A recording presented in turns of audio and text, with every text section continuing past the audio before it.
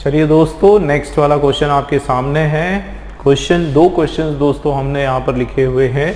Question number 67 और 68 वाला एक एक करके हम लोग देखते हैं। फर्स्ट 67 वाला हमारा question, all developmental activities of the government has come to a standstill due to paucity of fund.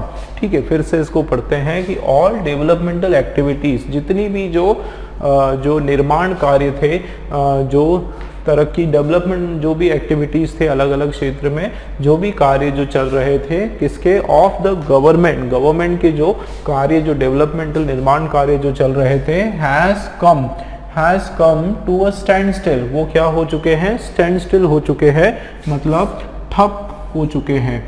ठीक है, इसको आप क्या बोल सकते हो, ठप होना या फिर रुकना।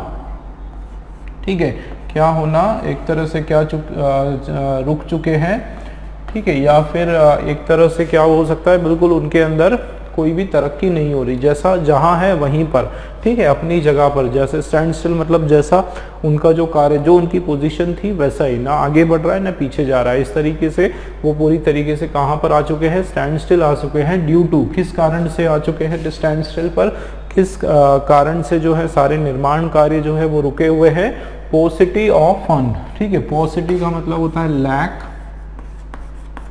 ठीक है, लैक होना या फिर कमी, किस चीज की कमी होना, फंड की, पैसे की जो है कमी के कारण जितने भी सरकार के जो अलग अलग जो प्रोजेक्ट्स थे, अलग अलग जो डेवलपमेंट निर्माण कार्य की जो एक्टिविटीज जो थी वो सबकी सब थम गई है, रुक सी गई है। ठीक है, थम जाना, तो ये इसका मीनिंग है। अब हम लोग देख लेते हैं। चलिए, तो किसकी बात हो रही है, ऑल डेवलपमेंटल एक्टिविटीज की। ठीक है ना, जितनी भी डेवलपमेंटल एक्टिविटीज है वो सभी। देखो दोस्तों, ऑल आपका जो क्या है, ये आपका प्रोनाउन भी हो सकता है और आपका कंजंक्शन, ये आपका प्रोनाउन भी है और ये आपका डिटरमाइनर है। ऑल क्या है, डिटरमाइनर है, और डिटरमाइनर जहां भी लगा होता है उसके बाद में जो है, ऑल डिटरमाइनर जहां पर भी है, ऑल के बाद में हम लोग हमेशा क्या लगाते हैं, प्लूरल नाउन लगाते हैं। ये आप याद रखना, मैंने आपको इसका पर्टिकुलर कंसेप्ट बता दिया। ठीक है ना। अब देखो, ऑल डेवलपमेंट एक्टिविटीज, ये प्लूरल नाउन है। अब इसके बाद ऑफ, किसका, ऑफ प्रीपोजिशन आ गया, किसका, द गवर्नमेंट का। और उसके बाद यहाँ पर देखो क्या लगा है, हैज कम, तो ये हैज और ये कम, तो कम जो है ये वर्ब का थर्ड फॉर्म वाला कम है। ठीक है ना, याद रखना, क्यों, क्योंकि कम जो है तीनों फॉर्म होते हैं, कम, या और उसके बाद सेकेंड फॉर्म होता है केम, और थर्ड जो फॉर्म है वो होता है कम, मतलब ये V1, ये V2 और ये V3, तीनों फॉर्म है इसके। तो केम, कम, कम, तो कभी भी हैज आया, हैज या हैव कुछ भी आता है, उसके बाद अगर आपका वर्ब का कौन सा फॉर्म है, वर्ब जो भी आएगा वो हमेशा थर्ड फॉर्म होगा, आपको याद रखना है। क्योंकि ये हमारा जो सेंटेंस है किस टेंस में है, परफेक्ट। ठीक है ना, परफेक्ट टेंस का ये हमारा सेंटेंस है। ठीक है, तो हैज कम टू कहाँ पर आ गया, अ स्टैंड स्टिल, मतलब बिल्कुल एक थम सा गया है। और किस कारण से, ड्यू टू, किस कारण से, ये कारण है पॉसिटी ऑफ फंड्स, तो पॉसिटी ऑफ फंड्स की कमी के कारण जो है वो क्या हो चुका है, थम सा गया है। अब हमको देखना है दोस्तों, यहाँ पर एक बहुत मज़ेदार और बहुत ही कॉमन एक रूल है। ठीक है, वो आपको याद रखना है। रूल है हमारा दोस्तों, एक मिनट, जो रूल है वो है, ध्यान देना दोस्तों, नाउन 1, ठीक है, उसके बाद आता है सपोज प्रीपोजिशन, और उसके बाद जो है क्या, नाउन 2। कभी भी ये स्ट्रक्चर बनता है, ऐसी कंडीशन में जो है आपका जो वर्ब लगने वाला है दोस्तों, वो कैसा होगा, वो होगा अकॉर्डिंग टू नाउन 1। ये रूल आप लोग याद रखें। ठीक है, कि आपका सपोज कोई पहला नाउन है, ठीक है, अब वो नाउन चाहे आपका सिंगुलर हो या फिर, है ना, सिंगुलर हो या प्लूरल हो, उससे फर्क नहीं पड़ता, वो चाहे सिंगुलर हो या प्लूरल हो, और उसके बाद जो है कोई प्रीपोजिशन आता है। और दोस्तों 99% वो जो प्रीपोजिशन है आपका एग्जाम में, वो कौन सा प्रीपोजिशन आता है, ऑफ प्रीपोजिशन। ये भी आप याद रखना, ठीक है, कौन सा प्रीपोजिशन आता है, ऑफ प्रीपोजिशन। और उसके बाद नाउन 2, ऐसा भी हो सकता है कि नाउन 2 फिर और भी कुछ नाउन आ जाए, है ना, नाउन 3, या नाउन फॉर, ऐसे बहुत सारे नाउन भी हो सकते हैं, ठीक है। लेकिन आपको क्या ध्यान रखना है कि जो ऑफ जहाँ लिखा है, या फिर ऑफ के अलावा और कौन सा प्रीपोजिशन आता है, फॉर आ जाता है जनरली, ऑफ या फॉर ये दो ही देते हैं जनरली। तो ऑफ प्रीपोजिशन आया या फिर फॉर प्रीपोजिशन आया, और उसके जस्ट पहले वाला जो भी नाउन है जो हमारा सब्जेक्ट की तरह काम कर रहा है, या नॉर्मल जो नाउन है हमारा, उसके हिसाब से हम लोग जो है क्या लगाने वाले हैं, वर्ब की सेंस हम लोग उसके हिसाब से हम लोग लगाने वाले हैं। भाई उसके हिसाब से क्या मतलब है इसका, कि ये अगर हमारा सपोज नाउन वन जो है हमारा सिंगुलर है, एक वचन वाला है, तो हमारा जो वर्ब है वो भी कैसा होगा, सिंगुलर वर्ब हो जाएगा, ठीक है। और नाउन अगर हमारा नाउन वन अगर हमारा कैसा है, प्लूरल नाउन है, तो उस कंडीशन में जो है हमारा वर्ब वो भी कैसा हो जाएगा, वो भी प्लूरल वर्ब हो जाएगा। ये दोस्तों आप लोगों को याद रखना है, ठीक है। अब हम लोग क्वेश्चन को देखते हैं। देखो यहाँ पर क्या बोला जा रहा है, ऑल डेवलपमेंटल एक्टिविटीज, जितनी भी जो निर्माण कार्य डेवलपमेंटल एक्टिविटीज है, तो ये पूरा का पूरा हमारा सब्जेक्ट है। क्या है ये, सब्जेक्ट है। हम इसके बारे में बात कर रहे हैं। मेन हमारा सब्जेक्ट का जो मुख्य वर्ड है वो क्या है, ये एक्टिविटीज है, क्योंकि हम लोग उन एक्टिविटीज की बात कर रहे हैं, और एक्टिविटीज हमारा क्या है, नाउन है, जो कि किस फॉर्म में है, प्लूरल है, ठीक है ना, प्लूरल नाउन है। अब आप ध्यान से देखो, प्लूरल नाउन, उसके बाद यहाँ पर क्या आ गया, यहाँ पर आपका ऑफ प्रीपोजिशन आ गया, और उसके बाद आप देखो द गवर्नमेंट, द गवर्नमेंट जो है वो आपका सेकेंड वाला नाउन आ गया, ठीक है ना, नाउन टू आ गया, और जो कि ध्यान देना दोस्तों, जो कि क्या है, सिंगुलर है ना, नाउन टू जो है सिंगुलर है, और उसके जस्ट बाद आप देखना आपका वर्ब आ गया, हेल्पिंग वर्ब आ गया, और वो जो है आपका क्या है, हैज क्या है, सिंगुलर है। तो यहाँ पर सिंगुलर नहीं होने वाला है, हैज के बदले हम लोग क्या लगा देंगे दोस्तों, हैव, जो हमारा हेल्पिंग वर्ब है वो बिल्कुल राइट हो जाएगा। देखो दोस्तों, जानबूझकर आपको कंफ्यूज करने के लिए ये जो आपका हेल्पिंग वर्ब होता है ना, इसके नजदीक वाला जो भी नाउन है, जैसे ये हैज लगा है, इसके पास वाला जो भी नाउन है, मतलब नाउन टू जो होता है, वो अक्सर उसके हिसाब से, वर्ब के हिसाब से लगाया जाता है, और वो जानबूझकर ऐसा किया जाता है ताकि आपको लगे कि ये हमारा सही है। लेकिन एक्चुअल में आपको ये बहुत ही कॉमन रूल है दोस्तों। इस रूल पर कई बार बहुत सारी अलग अलग कॉम्पिटिटिव एग्जाम्स में क्वेश्चंस पूछे गए हैं, इसलिए मैं आपको बता रहा हूँ कि ये बहुत ही कॉमन है, याद रखना है। नाउन बहुत सारे हो और ऑफ लगा है, तो ऑफ के जस्ट पहले वाला जो भी नाउन है उसके हिसाब से आप लोग जो है वर्ब को इस्तेमाल करोगे, सिंटैक्स का रूल लगाओगे, ठीक है। तो देखो ये यहाँ पर, वहां पर सिंगुलर नाउन है, और हमको लग रहा है कि ये गवर्नमेंट के साथ हैज तो बराबर है, भाई गवर्नमेंट के साथ हैज बराबर लग रहा है, लेकिन ये हैज जो है इसका नहीं है, ये हैज एक्चुअली रिप्रेजेंट कर रहा है किसको, इन एक्टिविटीज को, बहुत सारी एक्टिविटीज को रिप्रेजेंट कर रहा है, और ये एक्टिविटीज तो आपकी क्या है, प्लूरल है। तो यहाँ पर भी जो है हैज हमारा गलत हो जाएगा, और हैव जो है वो बिल्कुल सही हो जाएगा, याद रखना दोस्तों, है ना। तो all developmental activities of the government have come to a standstill due to paucity of funds. देखो यहाँ पर पॉसिटी ऑफ प्रीपोजिशन, और ऑफ के बाद यहाँ पर प्लूरल नाउन, तो ये आपका एक फ्रेज की तरह है, पॉसिटी ऑफ फंड मतलब फंड्स की कमी, ठीक है। तो बाकी तो कोई भी किसी भी पार्ट में एरर नहीं है, बस इसी में एरर है, और ये बहुत इंपॉर्टेंट है ये, ठीक है। देखो वहां पर सिंगुलर नाउन दिया तो सिंगुलर वर्ब है। कई बार ऐसा होता है कि अगर यहाँ पर हैव लिखा होता ना, तो यहाँ पर ये लोग कोई सा प्लूरल नाउन देते जानबूझकर, पर आपको क्या ध्यान रखना है कि जो हमारा प्रीपोजिशन है, ऑफ है या फॉर है या और भी कोई प्रीपोजिशन मान लो आता है, उसके पहले वाला जो भी हमारा नाउन है, उस नाउन के हिसाब से हमारा वर्ब आने वाला है, ठीक है, क्लियर है। चलिए बढ़ते हैं, नेक्स्ट वाला क्वेश्चन देख लेते हैं, क्वेश्चन नंबर 68, ठीक है। चलिए, scarcely had I finished shopping the master came and asked me to clean the floor of the house. क्या इसका मीनिंग है कि scarcely had I finish shopping, कि जैसे ही, पूरा का पूरा ये जो क्वेश्चन है दोस्तों इस वर्ड पर आधारित है, इसके ऊपर जो है इसमें एरर है, इस पर आधारित है, देखते हैं, ठीक है। देखो क्या लिखा है, scarcely has had I finish, कि जैसे ही मैंने फिनिश किया, है ना। स्कार्सली का मतलब होता है, स्कार्सली का मतलब होता है मुश्किल से,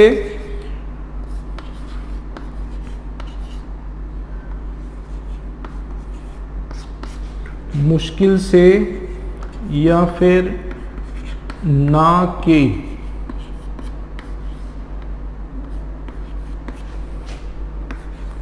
ना के बराबर, ठीक है, बिल्कुल ना किया था, नेगेटिव सेंस का ये आपका वर्ड है। इसको ऐसे भी बोल सकते थे, ही नहीं की, ठीक है। कैसे इसको बता सकते हैं हम लोग, ही किया, ही नहीं की, ही नहीं की, ये इसका मीनिंग निकल कर आ रहा है, ठीक है। तो मैंने जो है क्या किया, ही नहीं की, स्कार्सली हैड आई फिनिश, मैंने जैसे ही या मैंने जो शॉपिंग है वो करके मैं आया ही नहीं था, कि एकदम क्या हो गया कि जैसे ही मैंने शॉपिंग करके मैं घर आया, द मास्टर, मेरे जो मास्टर मतलब जो भी मेरे बॉस या साहब, जो वहां पर वो सर्वेंट के बारे में बताया जा रहा है कि जो मास्टर हैं वो केम क्या है, वर्ब का सेकेंड फॉर्म है ना, केम वर्ब का सेकेंड फॉर्म है। केम कम, देखो ये कम, केम और कम, ठीक है, ये फर्स्ट, ये सेकेंड और ये थर्ड फॉर्म है। तो ये मास्टर आया और पूछा, आप देखो मास्टर आया और पूछा, उसने क्या पूछा, आस्क्ड मी टू क्लीन, मुझे पूछा मतलब मुझे कहा, मुझे बोला, किस चीज के लिए बोला, टू क्लीन, टू के बाद देखो वर्ब का फर्स्ट फॉर्म, तो मुझे बोला किस चीज के लिए, द फ्लोर, वो फ्लोर को साफ करने के बोला, वो फ्लोर किसका है, ऑफ द हाउस, जो घर का जो फ्लोर है उसको साफ करने के लिए मुझे कहा, ऑर्डर दिया, आदेश दिया।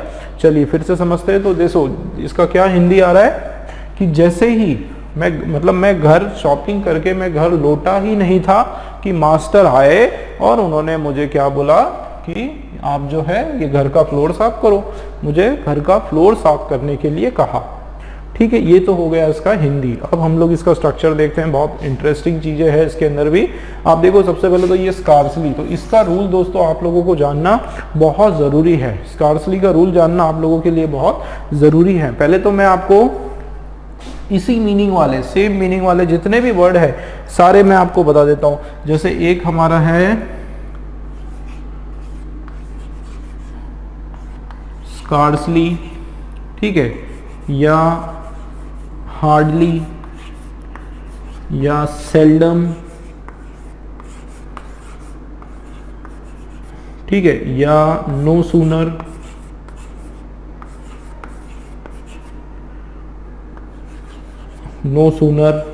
या रेयरली, ठीक है, या फिर एक और वर्ड होता है बेयरली, ठीक है, हार्डली हो गया, स्कार्सली हो गया, सेल्डम हो गया, ठीक है, रेयरली हो गया, बेयरली हो गया, और क्या है आपका नेवर, ठीक है, एक और वर्ड है आपका कौन सा, नेवर, तो नेवर हो गया, तो नेवर भी हम लोग लिख देते हैं यहां पर, ठीक है, नेवर वर्ड हो गया। अब दोस्तों देखो हार्डली याद रखो, बिल्कुल आप याद, हार्डली, स्कार्सली, है ना, scarcely, hardly, seldom, no sooner, rarely, never या बेयरली, ये सबका सब मतलब जो है ही नहीं थी था कि, इस तरीके से इसका मीनिंग होता है कि मुश्किल से, है ना, मुश्किल से या ना के बराबर या ही नहीं की, बिल्कुल यही सबका मीनिंग आता है, सबका कॉमन मीनिंग आता है, ठीक है। अब इसके बारे में हम लोग कुछ इंफॉर्मेशन पता करते हैं। देखो दोस्तों इनकी एक इनको जो है मतलब क्या बोला जाता है वो आप समझो कि इनको हम लोग एडवर्ब भी बोल सकते हैं। ये जो वर्ड्स हैं हमारे, ठीक है ना, ये जो हमारे वर्ड्स हैं ये हमारे क्या हो सकते हैं, एडवर्ब भी हो सकते हैं, ध्यान देना, ठीक है। और ये वाले जो वर्ड है ये हमारे कंजंक्शंस भी हो सकते हैं, ठीक है ना, कंजंक्शंस भी हो सकते हैं। अब देखो दोस्तों एडवर्ब क्या होता है, भाई एडवर्ब क्या होता है, जो मैंने बताया था एडवर्ब क्या होता है, जो आपका किसी वर्ब को डिफाइन करे, ध्यान देना दोस्तों, ठीक है, या फिर स्वयं किसी दूसरे एडवर्ब को डिफाइन करे या फिर किसी दूसरे एडजेक्टिव को डिफाइन करें। बट जो सबसे इंपॉर्टेंट चीज जो हमको अभी इसमें समझ में आएगा, इन एडवर्ब्स की बात करें तो ये पूरा का पूरा कई बार क्या करते हैं, पूरे क्लॉज को डिफाइन करते हैं, पूरा सेंटेंस को डिफाइन करते हैं,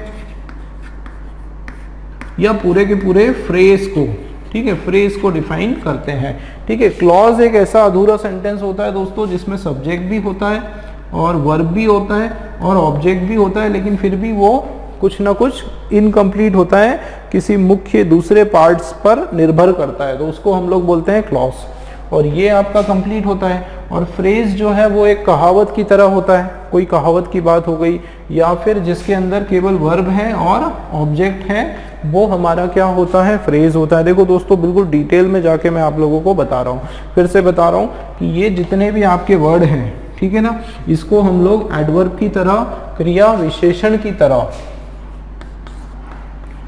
ठीक है ना, क्रिया विशेषण की तरह हम लोग इसको इस्तेमाल कर सकते हैं। लेकिन एक चीज याद रखना दोस्तों, क्रिया विशेषण की तरह इसको कब इस्तेमाल करते हैं, जब एक ही सेंटेंस होता है इनके बाद जो है मुख्यतः क्या होता है, एक सिंगल सेंटेंस होता है, एक पूरा का पूरा सिंगल सेंटेंस होता है। मतलब दो पार्ट नहीं होते हैं, एक ही कंपाउंड सेंटेंस होता है, एक ही सेंटेंस होता है ना, एक ही सेंटेंस होता है। और जैसे आप बोल सकते हो कि scarcely had I eaten anything today, कि आज बहुत ही मुश्किल से आज मैंने कुछ खाया, मतलब मैंने आज ना के बराबर खाया, मैंने आज कुछ भी नहीं खाया। तो ये पूरा एक ही सेंटेंस है, ठीक है। तो जब हम एक सिंगल सेंटेंस जब हम बोलते हैं तो वो जनरली हमारा अगर इस्तेमाल हो रहा है तो वो एडवर्ब होता है, ठीक है। इतना क्लियर है। वीडियो को आप लोग बार बार देखना। आगे देखते हैं कंजंक्शन। दोस्तों भाई कंजंक्शंस का काम क्या होता है, ज्वाइन करना होता है।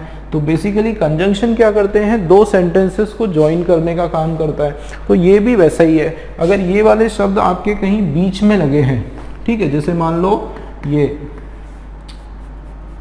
लो ये आपका सेंटेंस 1 है और उसके बाद जो है आपका क्या लगा है, कंजंक्शन लगा है, ठीक है, और उसके बाद जो है आपका क्या लगा है, सेंटेंस 2 लगा है। तो कभी बीच में कोई ये आ जाता है, हार्डली, सेल्डम, नो सूनर, ठीक है, उस कंडीशन में ये कंजंक्शन का काम करता है। किसका काम करता है ये, उस कंडीशन में कंजंक्शन का काम करता है। तो आप ऐसे याद रखो कि एडवर्ब का काम तब कब करेगा, जब हम केवल एक ही सेंटेंस है और ये लगा हुआ है। और कंजंक्शन का काम क्या करेगा, जब दो चीज़ों को, दो सेंटेंस को जोड़ने का काम कर रहा है।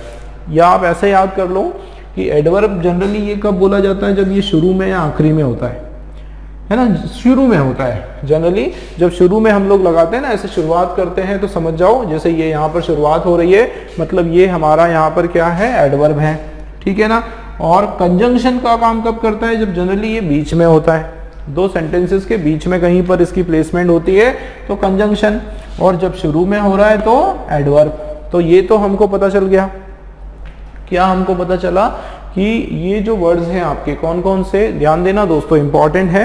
हार्डली हो गया, स्कार्सली हो गया, रेयरली, नो सूनर, सेल्डम, ठीक है, नेवर या बेयरली, ठीक है, हार्डली, स्केर्सली, इस तरह के जो वर्ड्स हैं ये आपके एडवर्ब भी होते हैं जब शुरू में लगाए गए, और कंजंक्शंस भी होते हैं जब बीच में लगाए गए, दो सेंटेंस को जोड़ने का काम कर रहे हैं। इतना क्लियर है। चलिए अब इनका कुछ स्ट्रक्चर रूल है वो भी हम लोग बता देते हैं। अब आप एक चीज देखो कि इसमें एक होता है रूल ऑफ इन्वर्जन, खास करके इन वर्ड्स के साथ, रूल ऑफ इन्वर्जन, ठीक है। अब ये रूल ऑफ इन्वर्जन क्या है मैं बताता हूँ। जैसे ये आपका शुरुआत हो रही है सेंटेंस से, जैसे यहाँ पर लगा स्कार्सली, ठीक है। अब या तो ये स्कार्सली हो सकता है, ध्यान देना दोस्तों, या तो स्कार्सली हो सकता है, या फिर यहाँ पर हार्डली हो सकता है, या सेल्डम हो सकता है, या नो सूनर हो सकता है, या फिर रेयरली या बेयरली या नेवर, इस तरह से कोई भी वर्ड हो सकता है। तो उनके बाद जो है सबसे पहले क्या होगा, ऑक्सिलरी वर्ब आने वाला है। क्या आने वाला है, ध्यान देना, ऑक्सिलरी वर्ब आने वाला है। और उसके बाद जो है सब्जेक्ट आने वाला है, और उसके बाद जो है मेन वर्ब आने वाला है। ये आपको ध्यान रखना है। अब ये भी कैसे ध्यान रखना, ध्यान दो। जैसे ऑक्सिलरी वर्ब मान लो आपका हैड है, क्या है, हैड है, उस कंडीशन में हैड हो गया और उसके बाद सब्जेक्ट हो गया, और उसके बाद जो मेन वर्ब है, क्योंकि हैड या हैज या हैव कुछ भी आया तो मेन वर्ब का तो हम लोग क्या लगाते हैं दोस्तों, थर्ड वाला फॉर्म लगाते हैं, ठीक है। और उसी प्रकार से अगर मान लो डेड आया, ध्यान देना, अगर डेड आया तो उस कंडीशन में जो है डेड, फिर आपका सब्जेक्ट, और उसके बाद जो है मेन वर्ब का first form, do does did जो है उसके साथ मेन वर्ब का फर्स्ट फॉर्म। जैसे हम लोग यहाँ पर देखो क्या लिखा है, स्कार्सली हैड आई फिनिश, ध्यान देना यहाँ पर हैड लगा है जो कि हमारा क्या है, ऑक्सिलरी वर्ब है, ठीक है ना। और उसके बाद देखो आई क्या है, हमारा सब्जेक्ट है, और फिनिश्ड हमारा वर्ब का सेकंड या फिर थर्ड फॉर्म है, ठीक है। तो थर्ड फॉर्म है फिनिश्ड। तो ये स्ट्रक्चर अगर हम देखेंगे, स्कार्सली हैड आई फिनिश, ये तो हमारा बिल्कुल बराबर है, ए वाले के अंदर कोई भी एरर नहीं है। तो ये तो था इसका एक हिस्सा। पर याद रखो रूल ऑफ इन्वर्जन क्या बोलता है, इन सब जो वर्ड्स हैं अगर ये आपके स्टार्टिंग में है तो ये आपका एडवर्ब की तरह काम कर रहे हैं, और इनके बाद जस्ट बाद में, ठीक है, इसके ऊपर भी रूल होता है, इसके ऊपर भी एरर्स भी आते हैं दोस्तों, इसके जस्ट बाद में हमेशा ऑक्सिलरी वर्ब होता है। और ऑक्सिलरी वर्ब जो है केवल दो प्रकार के होते हैं, ठीक है। जनरली अगर पास्ट टेंस में सेंटेंस है या तो हैड होगा या फिर डिड होगा, डू डज हैज है, ये भी हो सकता है अगर आपका सेंटेंस प्रेजेंट टेंस में है तो, ठीक है। उसके बाद सब्जेक्ट, और उसके बाद हैड आया तो मेन वर्ब का थर्ड फॉर्म, और डिड आया तो मेन वर्ब का फर्स्ट फॉर्म, ठीक है ना। इतना क्लियर है। अब एक और इंपॉर्टेंट चीज मैं आपको बताता हूं कि इनके ये हमेशा पेयर में भी होते हैं दोस्तों। जैसे स्कार्सली अगर आपका आया, ध्यान देना दोस्तों, क्या स्कार्सली आया या हार्डली आया या बेयरली आया, कौन कौन से वर्ड है आपका, स्कार्सली है, हार्डली है, ठीक है, और रेयरली बेयरली ये है। इनके साथ जो है आपका क्या लगता है, इनके साथ हम लगाते हैं व्हेन, ठीक है। तो कहाँ लिखे हम लिख देते हैं यहाँ पे, ध्यान दो, ये देखो क्या कहा मैंने, स्कार्सली, ठीक है, या फिर हार्डली, या फिर बेयरली, या फिर रेयरली, ठीक है, रेयरली आया, ये शब्द आए। उसके बाद आपका ये रूल ऑफ इन्वर्जन आ गया। और उसके बाद अगर आपको कोई रिलेटिव प्रोनाउन लगाना है तो वो कैसा लगाओगे, उसके बाद व्हेन आने वाला, ये आप याद रखो, ठीक है। किसके बाद व्हेन आएगा, स्कार्सली व्हेन, देखो ऐसे स्कार्सली या हार्डली, ये scarcely had I finished my shopping, वो जो भी है उसके बाद आपको व्हेन लगाना है, ठीक है। और या फिर हार्डली के बाद व्हेन लगाना है, बेयरली के बाद व्हेन लगाना है, रेयरली के बाद व्हेन लगाना है। और एक वर्ड है आपका क्या, नो सूनर, नो सूनर के बाद देन आता है,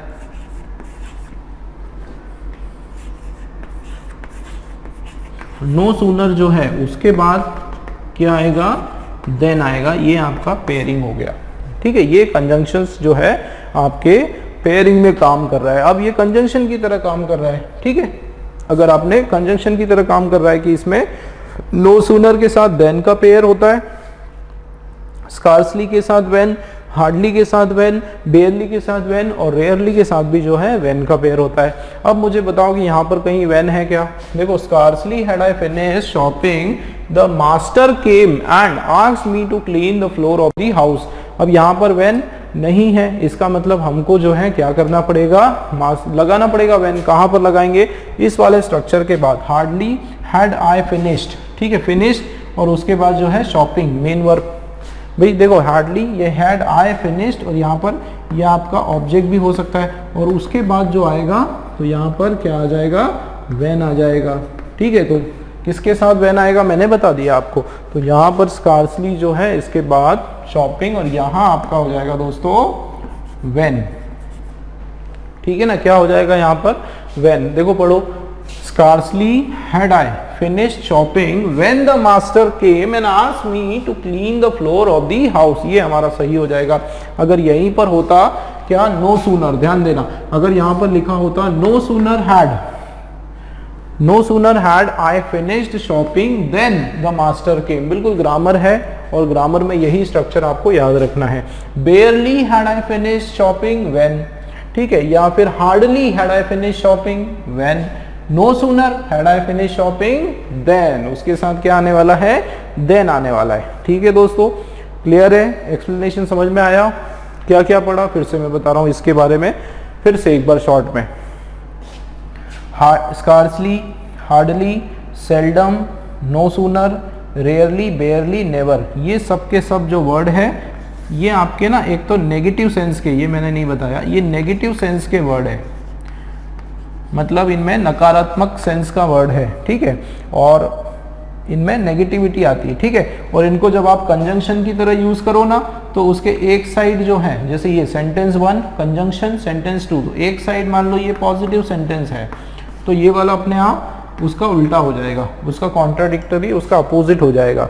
और मान लो कि ये सेंटेंस 1 इधर ये आपका नेगेटिव है तो इस साइड जो है ये अपने आप पॉजिटिव हो जाएगा, ठीक है। तो एक तो ये अपोजिट सेंस का है। चलिए तो ध्यान देना, स्कार्सली हो गया, हार्डली हो गया, सेल्डम हो गया, नो सूनर हो गया, रेयरली हो गया, नेवर, बेयरली, ये जितने भी आपके वर्ड्स हैं इनको हम एडवर्ब भी मान सकते हैं और इनको हम कंजंक्शन भी मान सकते हैं, ठीक है। एडवर्ब कब मानते हैं, जब हमारा ये लिखा है शुरू में और एक ही सेंटेंस हमारा चल रहा है तो हमारा एडवर्ब हो जाएगा, ठीक है। जैसे इस क्वेश्चन में ये आपका एडवर्ब की तरह काम कर रहा है। इसको हम कंजंक्शन कब मानेंगे, इनको जब ये बीच में कहीं पर लगा होता है और दो सेंटेंस को कनेक्ट, जोड़ने का काम करता है, ठीक है। क्लियर है, चलिए आगे बढ़ते हैं। अब ये आप यहाँ से इतना, इसका मीनिंग आपको पता ही है, मुश्किल से ना के बराबर या ही नहीं की, इस तरह से, और ये नेगेटिव सेंस है। चलिए अब यहाँ से आप सीधा नजर डालो कहाँ पर, इस पर।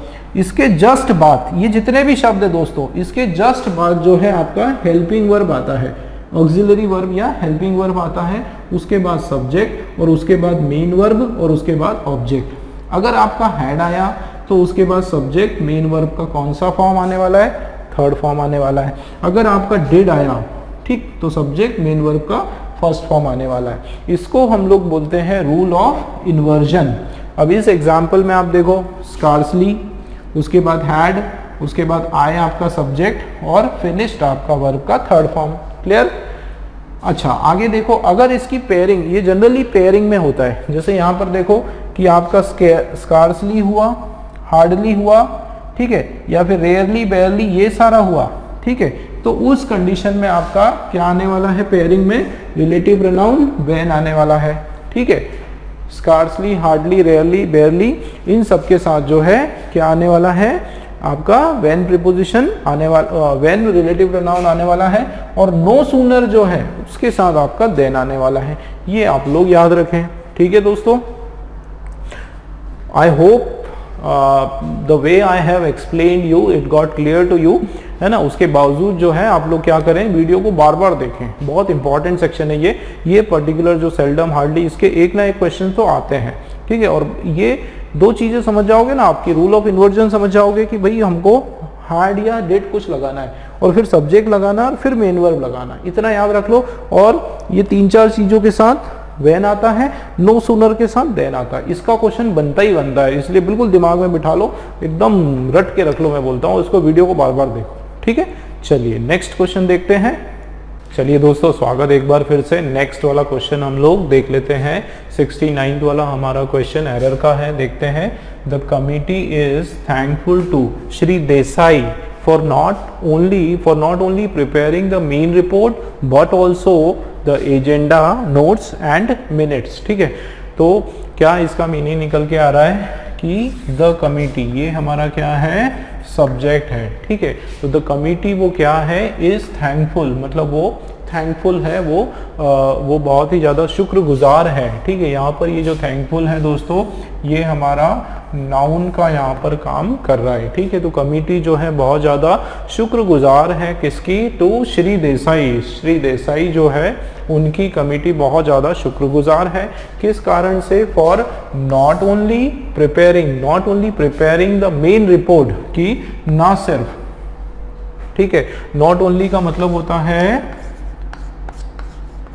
ना सिर्फ, है ना, ना सिर्फ प्रिपेयर करने में, किस चीज को प्रिपेयर करने में, मेन रिपोर्ट, जो मुख्य जो रिपोर्ट है उसको प्रिपेयर करने के लिए, बट ऑल्सो, लेकिन, है ना, बट ऑल्सो का क्या मतलब होता है, लेकिन, तो ना सिर्फ वो रिपोर्ट प्रिपेयर करने के लिए उनका शुक्रगुजार है, लेकिन वो और किस चीज के लिए शुक्रगुजार हैं? द एजेंडा नोट्स, ये जो एजेंडा नोट्स और मिनट्स, जो नोट्स और मिनट्स जो टाइम उन्होंने रिकॉर्ड किया, या एजेंडा जो भी मीटिंग का जो एजेंडा था, मीटिंग के जो रेगुलेशंस थे उसके जो नोट्स लिए, उस चीज के लिए भी जो है मिस्टर देसाई, श्री देसाई के कमिटी जो है बहुत ज़्यादा शुक्रगुजार है कि मिस्टर देसाई जो है इन्होंने एजेंडा के नोट्स प्रॉपरली बनाए और इन्होंने जो है मिनट्स वगैरह काउंट किए, और उसके साथ साथ जो है मिस्टर देसाई ने जो है क्या प्रिपेयर किया? मेन रिपोर्ट, जो मुख्य जो रिपोर्ट थी कमेटी की, कमेटी में जो भी प्रोग्राम इवेंट जो हुआ था उस इवेंट से संबंधित जो भी मुख्य रिपोर्ट थी वो देसाई जी ने बनाई, और उसके साथ में जो है उन्होंने क्या किया? एजेंडा नोट्स और मिनट्स इन्होंने बनाए। तो उसके लिए कमेटी जो है वो क्या है? शुक्रगुजार है। ठीक है, ये तो था दोस्तों इसका मीनिंग। अब देख लेते हैं हम लोग कि इसके अंदर क्या इसका स्ट्रक्चर है। देखो, शुरुआत किससे हो रही है? द कमेटी से, कमेटी से हो रही। दोस्तों याद रखना, कमेटी आपका एक क्या है? कलेक्टिव नाउन है। कमिटी हमारा क्या है दोस्तों? कलेक्टिव नाउन है, और कलेक्टिव नाउन जो है वो हमेशा कैसा होता है? सिंगुलर सब्जेक्ट होता है। ठीक है ना, कलेक्टिव नाउन हमारा क्या है दोस्तों? सिंगुलर सब्जेक्ट है। अब एक चीज देखो आपकी, सिंगुलर सब्जेक्ट और उसके साथ जो वर्ब है वो भी क्या होने वाला है? यहाँ पर सिंगुलर वर्ब होने वाला है। ठीक है ना, तो सिंगुलर सब्जेक्ट उसके साथ में वर्ब कैसा हो जाएगा? हमारा सिंगुलर वर्ब हो जाएगा। ठीक है, क्लियर है? आगे बढ़ते हैं। तो कमिटी जो है इज थैंकफुल, वो क्या है? शुक्रगुजार है। किसके लिए शुक्रगुजार है? टू मिस्टर देसाई के लिए। अब टू के बाद लगा सकते हैं थैंकफुल टू, बिल्कुल आ सकता है। मिस्टर देसाई के लिए, किस चीज के लिए? फॉर नॉट ओनली प्रिपेयरिंग, ना सिर्फ प्रिपेयर करने के लिए। अब दोस्तों हमारे पास ये आ गया हमारा क्या? Compound conjunction. ठीक है ना, कंपाउंड कंजंक्शन कौन कौन से होते हैं? दो तीन हम लोग देख लेते हैं। जैसे एक होता है आइदर और, ठीक है, या फिर नाइदर नॉर, ठीक है, या फिर not only but also, not only but also. ये कुछ कंजंक्शंस जो है हमारे कंपाउंड कंजंक्शन है। जैसे ये सो दैट है ना, सो दैट, इस तरह के ये आपके क्या है? कंपाउंड कंजंक्शन है। तो चलिए, नॉट ओनली और बट ऑल्सो का एक रूल हम लोग देखते हैं दोस्तों। ठीक है, आप याद रखें, जैसे हमारा ये है लिखा हुआ है, बहुत इंपॉर्टेंट रूल है दोस्तों, बिल्कुल ध्यान से आप लोग देखें। ये जो पर्टिकुलर है नॉट ओनली, ठीक है, और बट ऑल्सो, यहाँ पर आपका लिखा है क्या? But also. दोस्तों इन दोनों के आगे ध्यान देना, इन दोनों के आगे जो है सेम पार्ट ऑफ स्पीच हम लगाते हैं। क्या करते हैं? सेम पार्ट ऑफ स्पीच जो है वो लगाया जाता है। अब यहाँ पर आपका सेम पार्ट ऑफ स्पीच से क्या मतलब है दोस्तों? ध्यान देना, सेम पार्ट ऑफ स्पीच से आपका मतलब है कि अगर आपका, अच्छा देखते क्या है, पहले किसको देखा जाता है? इसको देखा जाता है, बट ऑल्सो के। मतलब ये ध्यान दो दोस्तों कि अगर बट ऑल्सो के जस्ट बाद में, ध्यान देना, जस्ट बाद में अगर क्या लिखा है? नाउन लिखा है, तो नॉट ओनली के बाद में भी क्या आना चाहिए? बिल्कुल इसी तरीके से नाउन आना चाहिए। और अगर बट ऑल्सो, ध्यान देना, बट ऑल्सो के बाद में अगर कोई वर्ब है, ठीक है ना, क्या है? अगर बट ऑल्सो के बाद वर्ब है तो नॉट ओनली के बाद भी वर्ब आना चाहिए। ठीक है, जो भी पार्ट ऑफ स्पीच आपका बट ऑल्सो के बाद आता है वही पार्ट ऑफ स्पीच जो है आपका नॉट ओनली के बाद भी आना चाहिए। ठीक है, जैसे यहाँ पर अगर कोई एडजेक्टिव है, ठीक है ना, कोई एडजेक्टिव है तो यहाँ पर भी एडजेक्टिव होना चाहिए, या फिर कोई एडवर्ब है तो इधर भी जो है दोस्तों क्या होना चाहिए? एडवर्ब आना चाहिए। बिल्कुल याद रखो, बहुत इंपॉर्टेंट ये आपका रूल है। ठीक है, कि नॉट ओनली और बट ऑल्सो दोनों के बाद में जो है आपका ditto same to same part of speech आने वाला है। और किससे देखना है? कंपेयर किससे करना है ये देखना है। बट ऑल्सो नॉट ओनली के बाद क्या लिखा है वो नहीं आना चाहिए, ध्यान देना, क्योंकि कई बार क्या होता है एरर नॉट ओनली के साथ वाला होता है। बट ऑल्सो के बाद क्या लिखा है वो आना चाहिए। मान लो बट ऑल्सो के बाद नाउन है तो यहाँ पर भी नाउन आना चाहिए, वर्ब है तो वर्ब आना चाहिए, एडजेक्टिव है तो एडजेक्टिव आना चाहिए, एडवर्ब है तो एडवर्ब आना चाहिए। ठीक है, अब आप देखो कि committee is thankful to Shri Desai. देखो नॉट ओनली प्रिपेयरिंग ये नहीं देखना, ये क्या लिखा है वर्ब के साथ आईएनजी लिखा है। आगे देखते हैं, not only preparing the main report but also the agenda notes and minutes. तो आप लोग क्या देखना है, बट ऑल्सो को देखो, और बट ऑल्सो के जस्ट बाद में देखो कि क्या आया हुआ है दोस्तों। बट ऑल्सो के जस्ट बाद में जो है एजेंडा लिखा है। ठीक है, क्या लिखा है, द एजेंडा। अब मुझे बताओ द एजेंडा क्या है, ये आपका नाउन है। द एजेंडा हमारा क्या है दोस्तों, नाउन है। इसका क्या मतलब है कि आपका जो नॉट ओनली है उसके बाद नाउन आना चाहिए। अब देखो कैसे करना है, अब नाउन आना चाहिए, इसका ये मतलब नहीं है कि नॉट ओनली को चेंज नहीं कर रहे हो और आप क्या कर रहे हो कि इसको हटा रहे हो कहीं और नाउन को लेकर आ रहे हो, वैसा नहीं करना है। हमको जो है पोजीशन किसकी चेंज करना है, इस नॉट ओनली की पोजीशन को चेंज करना है, दूसरे वर्ड्स को डिस्टर्ब नहीं करना है, इसको उठा के वहां पर रखना है। ठीक है, अब आप देखो यहाँ पर क्या लिखा है, प्रिपेयरिंग, वर्ब का आईएनजी जो कि वर्ब है।